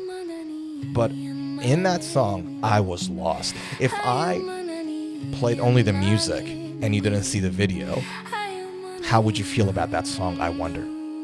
Do you feel like it's a soulful playing? I wonder. I guess we'll never know. That's fair enough, dude. Bobby says, I think for technical playing, Polyphia, math rock, covet sometimes need to look at the fretboard. Yeah, 100%. There are some like more technical things that you have to do. Tim Henson himself looks at the fretboard when he plays his own songs, right? What I said earlier was, as much as you can, get it out of the way. As much as it's possible, and sometimes it's not, because you're playing something extraordinary hard, right? Guthrie Govan looks at his fretboard. Like, if he does, everybody else should, right? So what I'm saying, as much as you can, so that you can you open some room for other things, other angles of your playing, so you can give more as you're playing. Yeah. Zuhair says, not going to say sorry for saying my opinion to you. I didn't ask you to say sorry. I said it's fair enough, dude. I won't ask you to apologize for your opinion. It's free country, free speech. Dorothy says, soulful playing. Thank you, sir. Appreciate it. Zuhair says, I agree. You need to look away. Not as much at it. Yeah. Zuhair says, great question from Bobby. I guess that's why they have strings that light up, lights on fretboard, but don't like those all too gimmicky. Yeah, look, I mean, lumen lace side dots fixed that problem, right? Like, that was their attempt at fixing this problem. And I know people are like, guys, what's the guitarist in Slipknot? Not Mick Thompson, the other guy. Shame on me. I actually watched an interview of his yesterday. Oh, God, I forgot his name. Hold on. Slipknot. James Root. Jim Root. Thanks, Bobby. Yeah. Jim Root. I know Jim Root is a massive fan of those. Like, he was talking about how much it helped his playing on a dark stage. So, side dot lumen lace fixed that problem. Yeah. Bobby says, sometimes to master a song or a piece that you don't have to look at the fretboard takes a lot of time. Yes. But sometimes a band or artist plays so many songs that they know that piece good enough is fine, and we still look at the fretboard. 100%. No. You hit it, you hammered it to the head. 100%. Couldn't have said it better myself. Where it says Jim Tree, not Jim Root.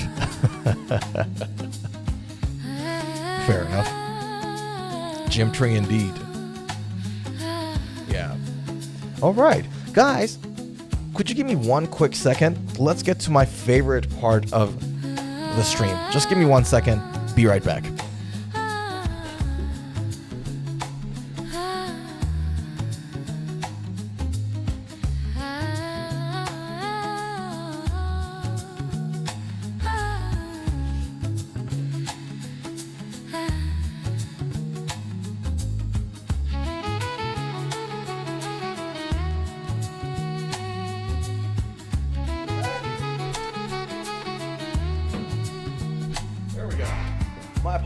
Thank you very much for your patience, ladies and gents.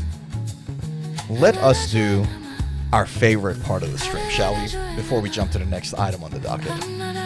Because I have one more thing I really need to show you guys. Give me something nice, something chill. Hold on. Yes. Guys,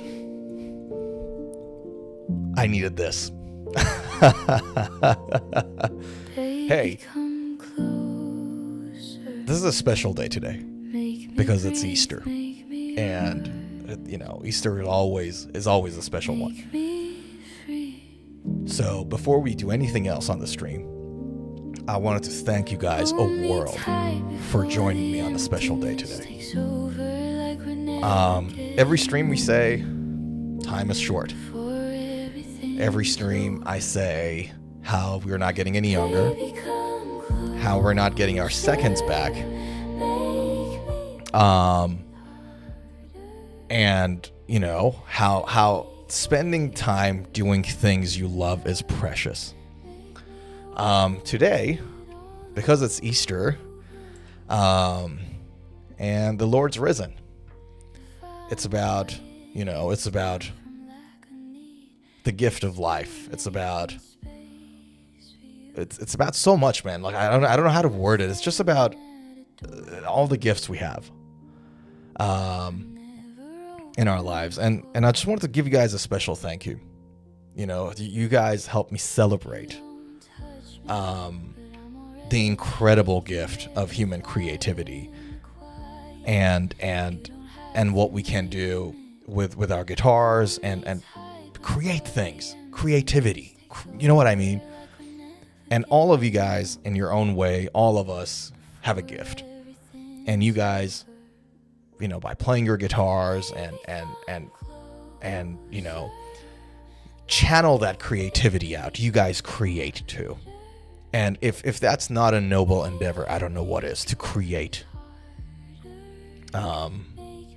So I'm just grateful for you guys, your kindness, our ingenuity that we get to like have like some timbre and make music out of it. You know, the spirit that keeps us creating. I'm just grateful for that. So I don't know if I did a good job wording it, but this is how I feel right now. So, my friends, thank you so much for hanging out with me today. From me and my family to you and yours, happy Easter, my friends. Cheers to your health. I don't need to hear your voice. I feel you now. Stay a little closer.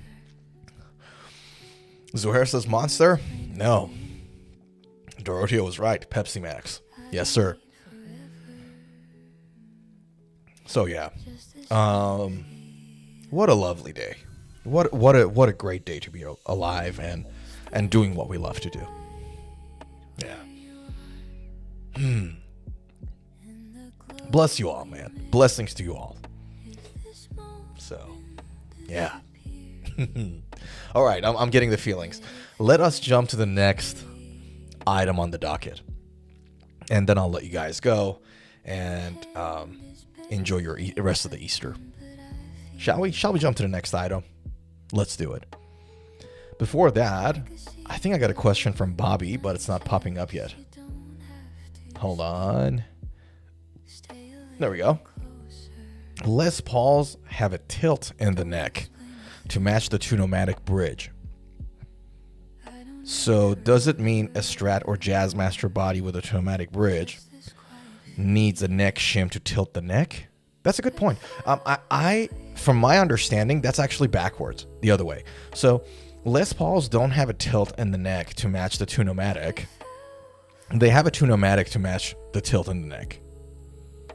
Right? So the way it works is that because your neck is angled at a 3-4 degrees from the neck body joint, 17 degrees on the headstock, right? Because of that, you have to bring the bridge a little higher up. Or it could be the case that it's like an egg and chicken question, right? I don't know. But they complement each other. Essentially, the two-nomatic bridge complements for that, right? However, the degree to which it complements for it, first of all, is not out of the range of the adjustment that you can make on the two-nomatic bridge itself, if you know what I mean. So, you're right. If you have a Fender guitar neck, anything that is made with a Fender guitar paradigm, right, you don't have that angle on the neck body joint. You don't have that angle on the neck either more often than not, right? So everything is straight. But can you make a version of a two-nomatic bridge, something similar to a two-nomatic bridge, happen in a Fender guitar? Yeah, you can.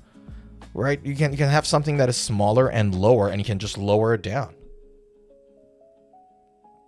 You know? So it's not like two-nomatic. Like, it's the height of the two-nomatic bridge in that particular form that it's created that is used on Les Pauls. But for example, I'm trying to think of a Fender guitar right now.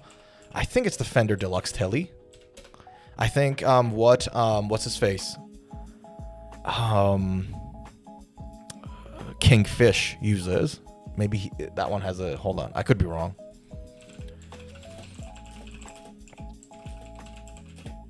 If I can find a photo of that, I'll be able to sort of show you what I mean.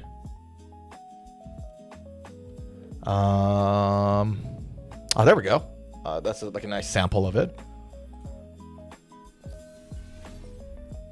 So this is a guitar, a Strat, made with Fender's guitar building paradigm.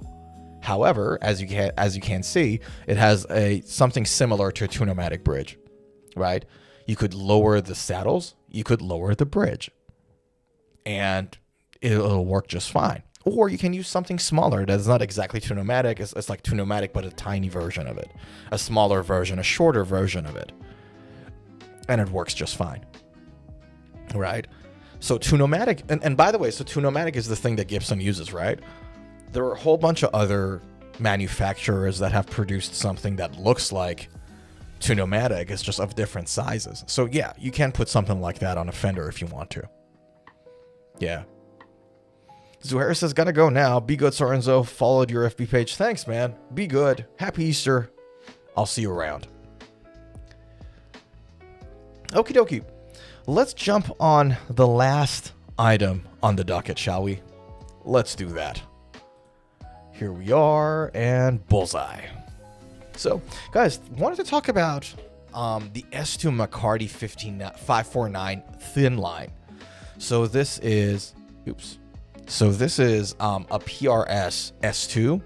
So it's still made in Maryland. It's made in the USA.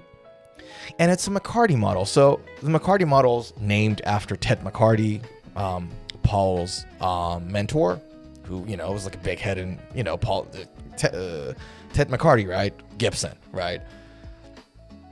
All the innovations that he did in Gibson, essentially he mentored Paul Reed Smith, and this guitar in his honor was named McCarty, right? Now, the thing is that McCartys are traditional guitars. So if you go and look at, for example, the PRS, say Core or S2 McCarty models, right? They are made with an old school way of doing things in mind. So there we go. That's the McCarty, for example. Right? These are not thin line guitars. These are a legacy of innovation, right? It's like old school, anything old school, right? This one is a thin line and a more modern take on that in terms of the tactile feeling of the guitar. And that's what I found interesting about this, that you can have a traditional guitar that is thinner, more tapered, you know, it's just better suited for you. So that's what's the first thing that I found interesting on this guitar. By the way, Bobby, we talked about the Tune-O-Matic bridge. This is a PRS bridge, but it's not dissimilar to Tune-O-Matic, is it? See this? Funny how that was a funny thing. I didn't plan this, right? It's just, you just asked the question, but you can see that it's a two-piece thing on a guitar, and it's not dissimilar to Tune-O-Matic at all. So there are variations of these that you can find in different guitar, or just a Tune-O-Matic at a different size that some other manufacturer doesn't call it Tune-O-Matic, but they put it on the guitars, right? So that's that. So that's the guitar. And I thought this was interesting. Now, check out this. First of all, what a color. I dig the satin color on this, right? The thing with S2 guitars, so you have the Core model at the top, that's the cream of the crop, and then you have the S2, and then you have the SE, which is the most affordable one, right? And S2 sits somewhere in the middle. But since 2024, I think, late 2024, if I'm not mistaken, somewhere around there, PRS puts their Core pickups in their S2 models. Core pickups in their S2 models. Which I was like, that's insane. So for those of you who are not believers of tone wood, you can save thousands of dollars and buy an S2 instead of a Core and get the same sound that you think you want to get out of it. So this is actually a guitar that I'm eyeing a lot. The blue version of it, I'll show you guys the blue, but what a color, man. Isn't this guitar beautiful? So there we go. that's the guitar. It's thin-lined, a lot thinner than your usual McCartys, and just the carves that they have on the body is awesome. I dig it. Let's have a quick listen to this guitar, and then I'll show you guys the other colors of it, and the specs of it. Let's pause the music and have a listen, and I'll give you guys some volume too, so you guys can hear it well. Let me know if it's too loud, by the way. Here we go.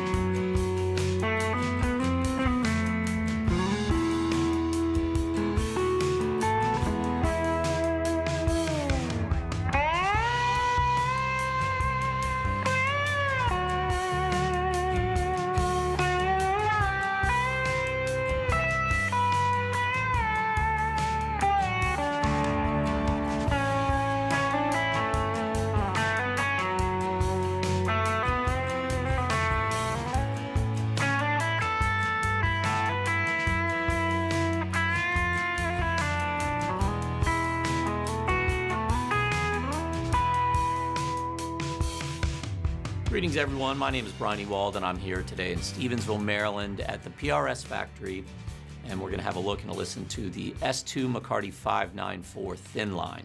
The McCarty family of instruments here at PRS are named in honor of Ted McCarty, who was a pioneer in the industry and a friend and mentor to Paul Reed Smith. All of these instruments lean towards vintage stylings and appointments and tones, yet with the reliability and most importantly consistency of modern manufacturing. While many models in the PRS lineup have options in the SE, S2, and Core series, the S2 594 Thinline is exclusive to this series. As with all the guitars in the S2 series, these guitars are made right here in Maryland by the team at PRS. Let's have a look at the specs. As the name suggests, we have a slightly thinner body design. It is an all mahogany instrument, and the top features the asymmetrical bevel carve. We also have a thinner neck than you'll find on the other S2 McCartys. That's so good. This is the pattern thin neck carve. So good. Vintage style tuners with I'm wing so in. buttons. A 24.594 inch scale length, which is where the McCarty 594 family gets its name. A 22 fret bound rosewood fingerboard with bird inlays and a 2-piece bridge. Moving on to the electronics, starting in 2024, the S2 McCarty 594 Thinline comes equipped with US pickups and electronics. Yes. Having a look at the control layout, we have a volume and tone for the treble pickup, a volume and tone for the bass pickup. Both tone pots pull out to independently tap the humbucking pickups for single coil sounds, and we have a 3-way toggle switch for pickup selection down on the lower portion of the guitar. The pickups are the 5815 LT, which stands for low turn.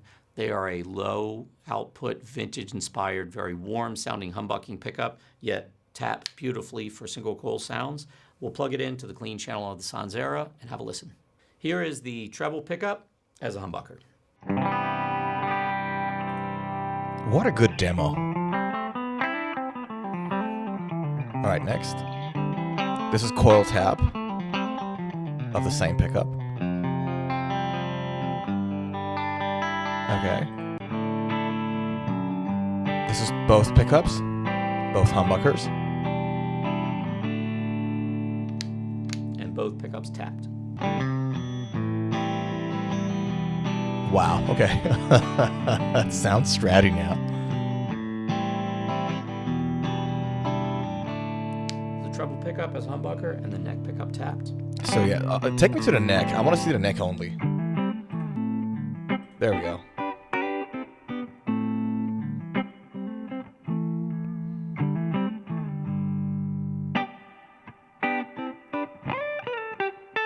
I dig this. I dig this tone.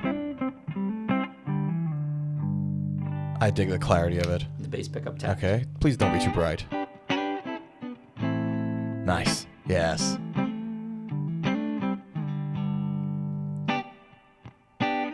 I dig it. It's such a good, isn't this a nice guitar? Don't you guys agree? and it's completely fine if you don't. But like the fact that you get something traditional with modern playability and stability, like thin line stuff, like it's not a chunk of slab of wood sitting on your leg, isn't it nice? So yeah, that's the guitar. You guys, I think the guy did a good job explaining it. What a good demo it was too. Like it tells you, all right, this is the story, this is why it's named, this is where it sits in our product line, and all that. So anyways, you got that going on. Now, the thing is that Bobby said, I've seen Paul Reed Smith interviews. He seems to have a big ego. I guess sometimes the big ego is what is needed to lead a company and innovate. Right. I hear you on that. Let me talk about it after this segment. Dorothy says, I like the blue color. Dude, look at the thing. Look at this. So this is the green. The blue that you saw is not even the latest blue on it. Look at that. So that's nice satin color with wood grains that you see. The blue version of it is there too. It's because this one, what you look at here in the video, looks like a solid paint. It is solid paint. This one is a more modern version. It's the next year's iteration of the same guitar, and it has that blue satin thing to it. And this is the one that these two are the ones I really, really, really dig. So yeah, so you have the white antique. You have the black rainbow holoflake, which kind of looks like the Texas T color in a Telecaster. Kind of gives you that vibe. You have the cloudburst, dark cherry, sunburst satin, green satin. Oh, this is awesome. Like, I dig this a lot. Tobacco burst, as you should on an old school guitar. This one. So these two are my favorites. So good. Honestly, so good. You got, what is that image? Okay. I didn't do anything, guys. It's just PRS's website. You got the three colors there too. But this is awesome.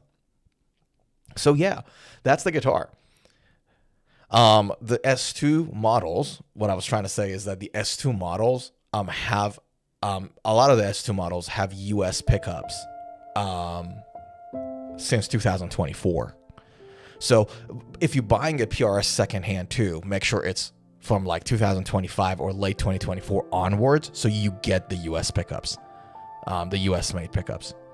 Yeah. Dorotio says, word on the street, Paul reeks. A word? Word on the street. Oh, there we go. Word on the street. Paul Reed Smith is a self-centered, especially at NAM, for other YouTube channels that attended NAM. Right. You're right. Let's talk about Paul himself at the end. I think there's some merit, I think, to what a lot of what you guys are saying. Let's get to that at the end of this, because Bobby said something around the same lines too. Okay. So what do we have here? Body construction is solid body. Mahogany wood. So it's only mahogany, no top. It's mahogany only guitar body, like traditional, right? With the bevel and everything else. 22 frets. Vintage fret wire, right? Which is nickel silver. I would assume very close to nickel silver. Mahogany neck wood. Again, all mahogany guitar. Scarf joint. And you have... What is the neck width at the notch? So what is this in millimeters? In millimeters.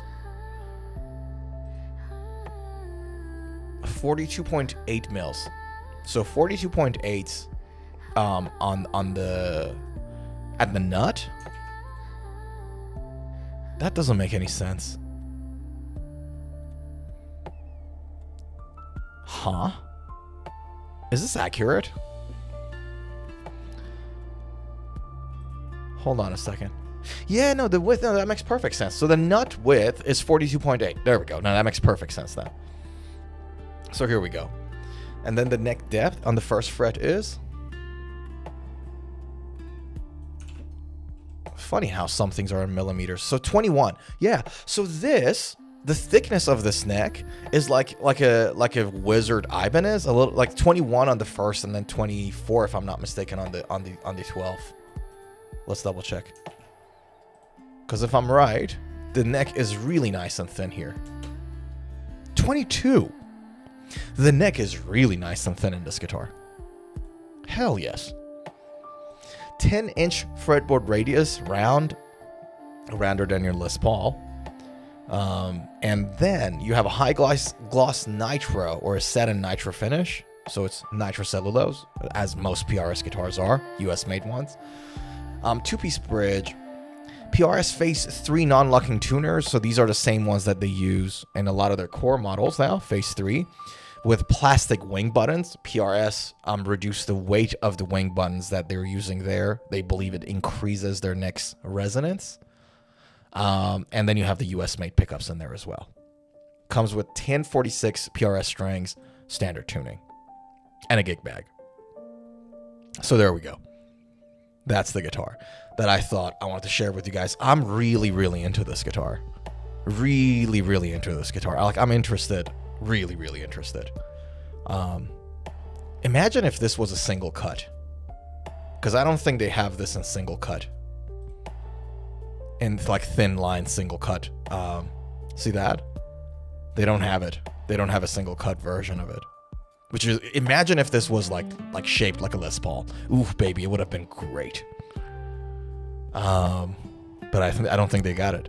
Now, Bobby says, I like the PRS reclaimed wood series. Yeah, the limited edition S2s that they did. So they reclaimed some of the Cuban mahogany woods from different places, and they turned it into guitars. I know what you're talking about. We've covered it on the stream at some point, not long ago. Like, we covered it on the stream on the week it came out. So yeah, they look really good. Cuban mahogany, can't go wrong, man. Right. Okay, now let's go back to your comments about Doroteo and Bobby's about Paul Reed Smith being an ego. So I'll read those comments again, and then let's have a chat about it, and then we'll see where we go with it. So Bobby said, let me find the comment. Seen Paul Reed Smith's interviews, he seems like he has a big ego. I guess sometimes a big ego is needed to lead a company and innovate. So that was what Bobby said earlier. More than fair comment. And then Doroteo says, word on the street is that Paul Reed Smith is self-centered, especially at NOM from other YouTube channels that attended NOM. Okay. I think I partially agree with you guys. And this is not to cover for Paul or to defend him or anything of that nature, right? This is not that. Here's what I think is happening with Paul Reed Smith. First of all, he's a unique personality. He's not your average Joe. He's not a like, the rules we use in our mind to predict other people's behavior doesn't apply to an outlier, right? Paul Reed Smith, in terms of his personality, is an outlier. John Mayer, his personality is an outlier. There are certain kind of peoples that are very, very different to others. So that's, I think, part of it is that Paul Reed Smith is an outlier. Phil McKnight is not. Philip McKnight is not, doesn't seem like he's very achieved, a master of his craft, but he's not. Rick Beato is not. Right? So it doesn't mean that if you're outlier means you're successful, or if you're not means you're not. But Paul Reed Smith is a different person. He's an outlier in terms of his personality. Okay? So that's the first thing. Second thing is that Paul Reed Smith, okay, like him or not, he's a master of his craft. In the world of master luthiers and guitar builders, imagine you have master luthiers, cream of the crop, right? Paul Reed Smith is at the top of that list. Is one of the very few people that are at the top of that list. Think of UFC. UFC has all the best fighters around the world. And then you have only a select really special people that make it to top 3. Become a champion. Become Conor McGregor. Right? Paul Reed Smith is that. And to become that, you have to have a wealth of knowledge and a deep understanding of the guitar that not many people, hardly anybody else has. Now, you have that person sitting in an interview with another person, an average Joe more often than not, And the average Joe says something. I'm like, well, are you surprised that Paul doesn't respect that? Like, how many things about a guitar do you think you can lecture Paul Reed Smith on? How many things about guitar can you say that Paul Reed Smith doesn't know already? Right? He's the guy is a master of masters. Like, in the world, there are no 10 people like Paul Reed Smith that know this much about a guitar and have built a successful guitar company. Because Fender and Gibson CEOs, they're just CEOs. They didn't build the company. Kiesel guys, they didn't make the Jeff Kiesel, the son who's working now, very successful guy, very knowledgeable guy. He didn't build it, right? Ola Strandberg did. So Ola Strandberg has that thing about him too, and we covered an Ola Strandberg interview yesterday, right? He's so unique. He's one of the very few too. But Paul Reed Smith is there. And now you have that person in an interview and people trying to tell him stuff. Or he's in a clinic, like a guitar clinic, right? And people try to tell, like, all right, tone wood isn't real. Or get in a clinic and here, let me tell you about something about guitar. And you expect Paul Reed Smith to respect that? You know what I mean? Like, you expect him to take it seriously? Do you know what I mean? So part of it is that. I think it's not that he's an ego. It's just that there's not many people out there that have the same level of understanding that he does about guitar building and the business of guitar building. Not just the luthier work, but a business. One of the most successful businesses of guitar building. And so you sit that person with anybody, as long as if your knowledge level is not peer to him, or if you're not introducing him a new perspective, he'll find that interview boring. Do you know what I mean? Like, he will be he won't enjoy it at all, more often than not. You know what I mean? Like, so you guys think of, and I'll give you an example. You think of your profession. So you're an accountant, you're a mechanic, you're a doctor, you're a lawyer. I don't know what you guys do for a living, right? Bobby says analogy, it's like a sober person talking to a drunk person. Yeah, right? Or it's like, Bobby, what do you do for a living? Let's just assume that you are a lawyer, right? I don't know what you do. You don't have to say it to the public. Let's just assume that you're a lawyer. I'm not a lawyer. I have no idea how law works. I just try not to get myself into trouble and be a good person. But I don't know the details, the technical details of the law and Supreme Court and Constitution and whatever. I just know the first 5th amendments. I only know 3 of them probably, right? So, the free speech, right to bear arms, and plead the 5th if you get into trouble. You know what I mean? So, I'm not a lawyer. Now, imagine you and I sit in a conversation, a lawyer versus me, and I talk about the laws of the nation. You know what I mean? You'll find me dumb, and you'll find that conversation boring. I think this is what's happening. I think you have a person like in Paul, you have a person that has a different personality sitting in all these conversations that don't provide anything interesting to him. And so he gets sick of it. And so somebody's talking, he just cuts him through. He just gets bored. He can't take it anymore. I think that's what's happening.